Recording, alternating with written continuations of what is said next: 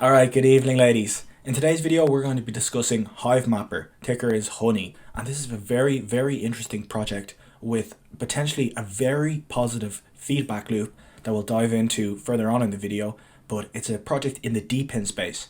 And if you've been watching my videos for a while, you'll have seen that I've been becoming very bullish on the Depin space, the decentralized physical infrastructure. That's what Depin stands for. And the reason I think Depin is very interesting is because it's actually already providing real fundamental value. Like right now, it's a faster, cheaper, more efficient way for the projects that are using Depin, for a lot of them using traditional methods like Web 2, or not even Web 2, just traditional banking methods, it just wouldn't work whatsoever. And Hivemapper is definitely one of those projects. So a very quick rundown on what Hivemapper is. Essentially, you can buy this little dash cam, you put it on your car. So for example, this is most useful for like Uber drivers, delivery drivers, truck drivers, etc. You get a dash cam, a few $100s, and you stick it on, and that's all you have to do. It connects to your phone automatically, or you just send the data across from the device to your phone every 6 hours or so. Hivemapper network essentially rewards you in Honey tokens for that data that you're transferring to the Hivemapper network. And if you didn't realize, or you didn't know, mapping data is actually extremely valuable. So there are a lot of companies or a lot of projects that will actually need mapping data in the future, especially mapping data is very up to date, and that is exactly what Hivemapper is going after. And the positive feedback loop, which we'll dive a bit further into, that I was referring to, is that essentially the more people that are contributing to the mapping data, the more people who are putting the dash cams on their car, the more valuable the mapping data as a whole becomes, because it's more fresh, it's more up to date, it's mapped a bigger area, which in turn means that the more separate companies are going to be willing to pay for that mapping data. So that will drive up the price of the Honey token, because the only way you can get access to this mapping data is by purchasing Honey and purchasing the data then with that Honey token. So that will drive up the price of the Honey token. So if the Honey token price has gone up, that means there's an even better, more incentive to go out and map more data. So the mapping data gets even better, and then that's the positive feedback loop. The mapping data is better. Again, the more the outside projects are willing to pay for that mapping data. So that's the positive feedback loop that I kind of discovered when delving into this project. But let's go through it in a little bit more detail. Alright, so a quick rundown on the background and history of the CEO and founder of Hivemapper. So after leaving Yahoo about 20 years ago, he went out and created Gigwalk. So essentially what this was, kind of a similar idea, but it would pay people to go out and take photos of certain things that a potential map would need. Like go to this restaurant, find out what the opening hours are on the restaurant, take a picture of the menu, take a picture of the outside of the restaurant. So obviously that could potentially be very valuable mapping data. And then eventually he went on and created Hivemapper, and he was trying to work out what is the best way to create a kind of a decentralized map, in the fact that obviously Apple Maps and Google Maps send out these cars and they kind of a monopoly on mapping, but he wanted to create one where anyone can get rewarded for creating these maps. There's better incentives for doing so.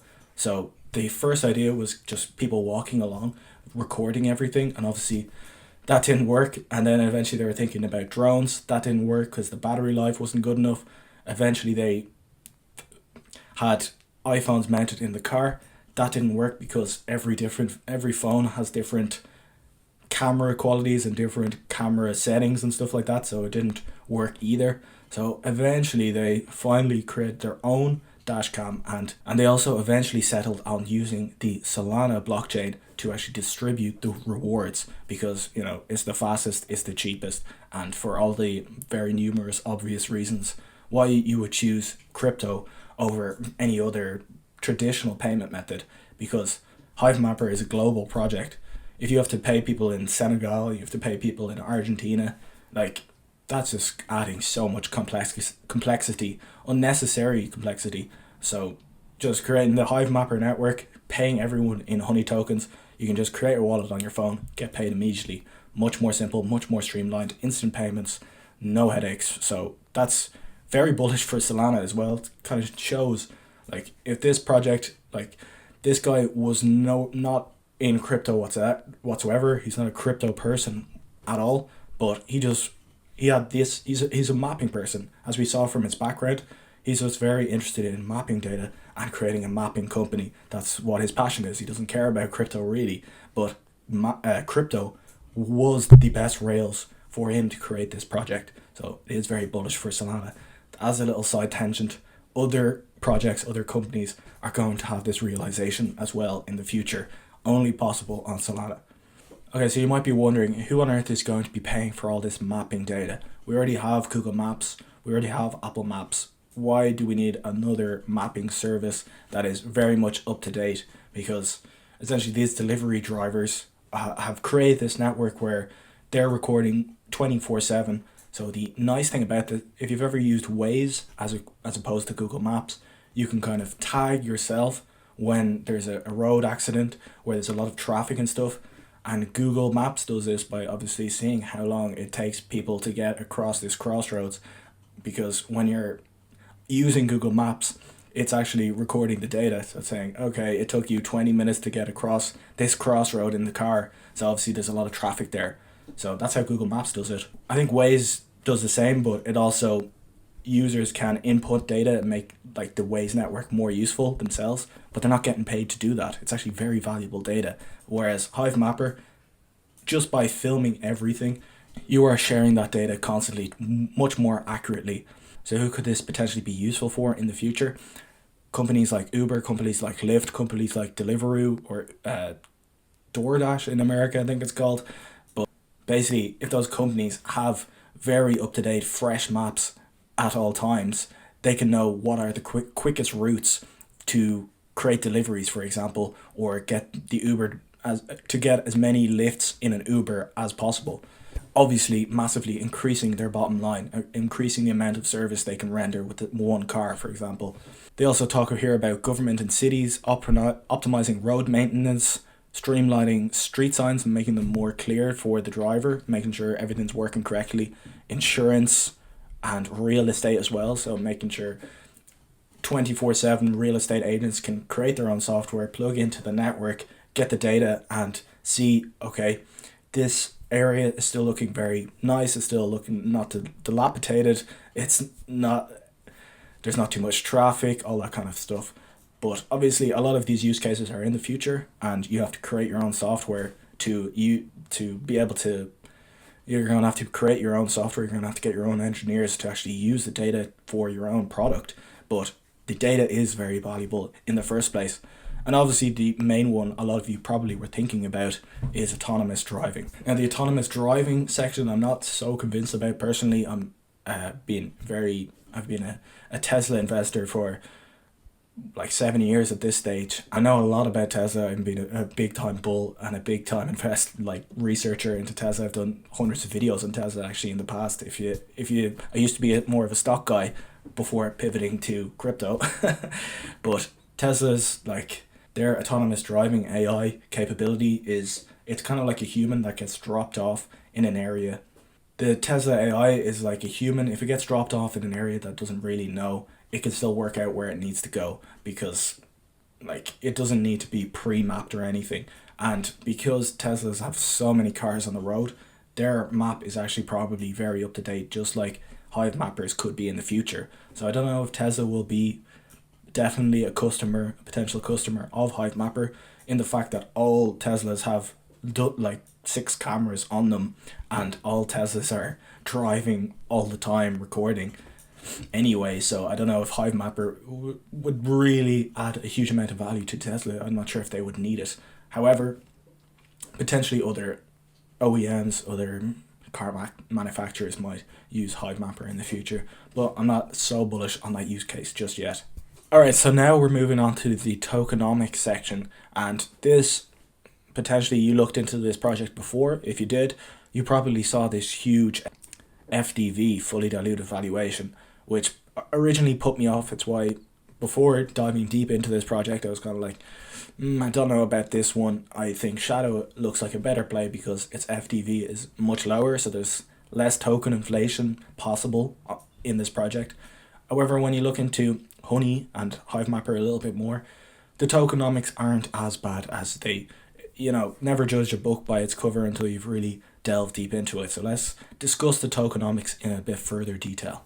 So remember, with this project, this is kind of like a proof of work project, in the case that to actually mint honey or to create honey, you have to actually create useful mapping data. So you actually have to proof of work or drive to earn. So a lot of this inflation is not going to be happening all in one big tranche in the next year. The inflation is set to take at least 10 years for all the available honey supply, the max honey supply, for all the maximum honey that can be allocated to drivers to be actually on the market. So 10 years before they think they'll have a fully fledged useful map of the entire world.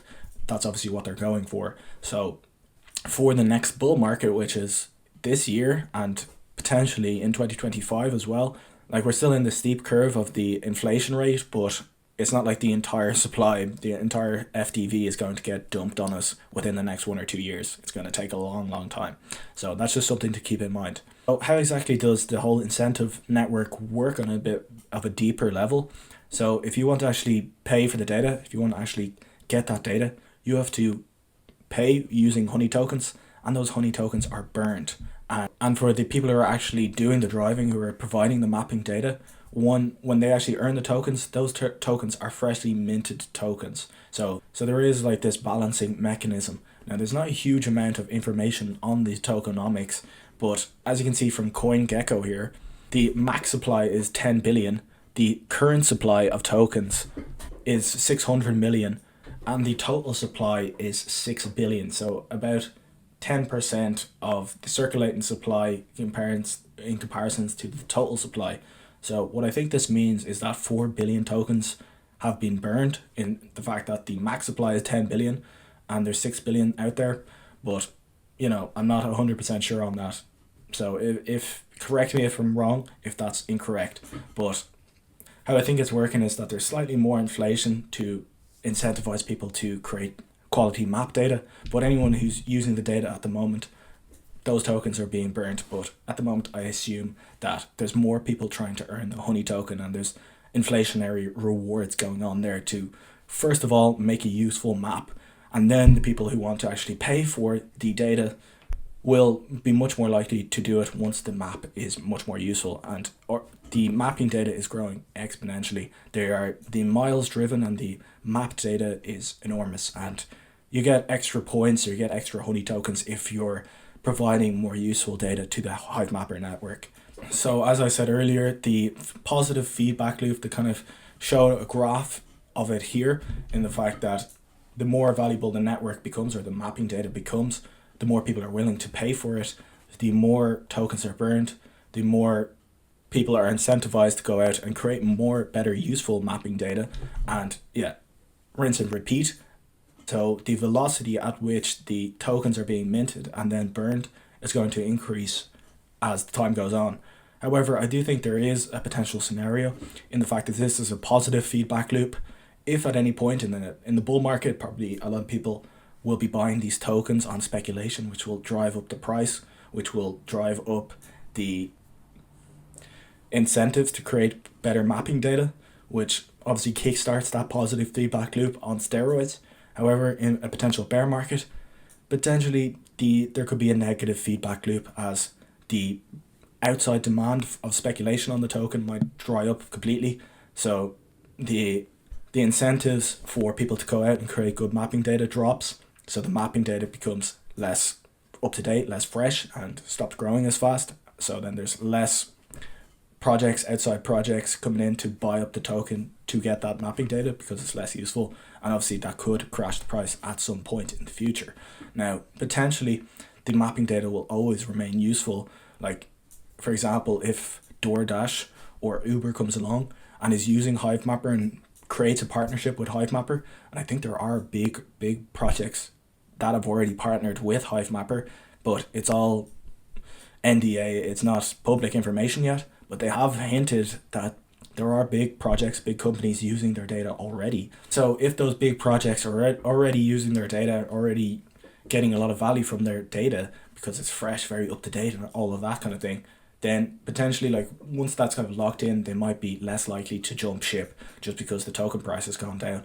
Maybe that's even a better thing because they'll be getting the mapping data for even cheaper. Okay, so what are my overall thoughts on Hivemapper? Am I investing in Hivemapper? Do I think it has huge upside in the next cycle? So, as I've been saying, I've made Shadow one of my biggest positions. The reason being, it hits three of the massive narratives that I think will be big in the next cycle.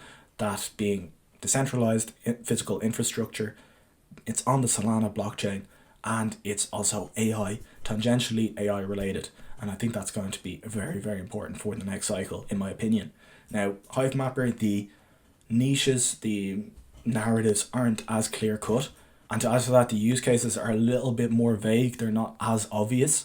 Like, the use cases with decentralized data storage is just very, very obvious. AI will need decentralized data storage. The amount of data storage needed per year is just increasing exponentially. So it's not like any normie can come along and be like, okay, decentralized data storage, that makes a lot of sense. Whereas with decentralized mapping services, it's not as obvious to a normie what those use cases are and who is going to be the consumer and the customer of this data in the future.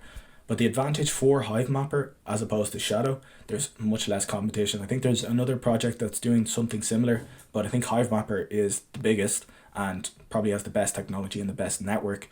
Whereas with something like Shadow, there's a lot of competition in that space. So, it's a bit of a trade-off in that sense. So even though Hivemapper probably will be getting used by AI for autonomous driving and other AI use cases in the future, it's not as obvious as with something like Shadow or a decentralized computing platform like Nosana or like Render, which also seem very interesting. But even still, I do think Hivemapper is a very, very interesting project. I need to dive deeper on the tokenomics and everything. So I'm going to reach out to the founder and see if I can get him on to try and understand this project on a bit of a deeper level. But I have made a small position into Hivemapper. I do think it's very interesting. I do think it has a lot of upside potential, being at only $100 million market cap. But obviously the whole token emissions model, I need to flesh that out a little bit more before I make this into a very large position in my portfolio. Alright, so that's my deep dive on Hivemapper. If you did enjoy the video, smash the thumbs up button. Thank you so much for watching. Really, really appreciate it, and I'll see you in the next one. Cheers.